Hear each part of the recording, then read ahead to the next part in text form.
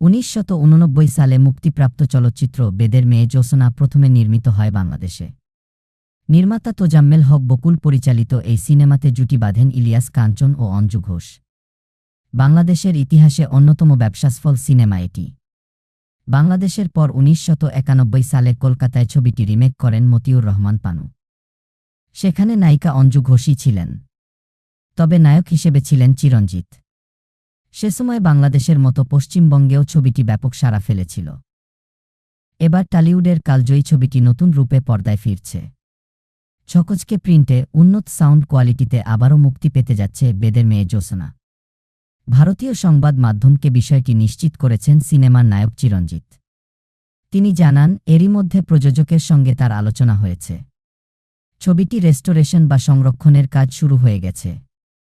দর্শক এবার ছবিটি উপভোগ করতে পারবেন আধুনিক প্রযুক্তির ব্যবহারে আরও নিখুঁতভাবে। সিনেমাটির রিলিজ নিয়ে চিরঞ্জিত বলেন, আমি চাই আবার আসুক বেদের মেয়ে জ্যোৎস্না। এই সিনেমাটি একসময় দর্শকের মনে যে ম্যাজিক তৈরি করেছিল, আমি চাই সেটা আবার ফিরুক। যদি এই যুগেও ছবিটি চলে তবে বুঝবের আজও দম আছে। তিনি আরও জানান, সেই সময় বেদের মেয়ে জ্যোৎস্না টলিউডে 11 কোটি রুপির ব্যবসা করেছিল।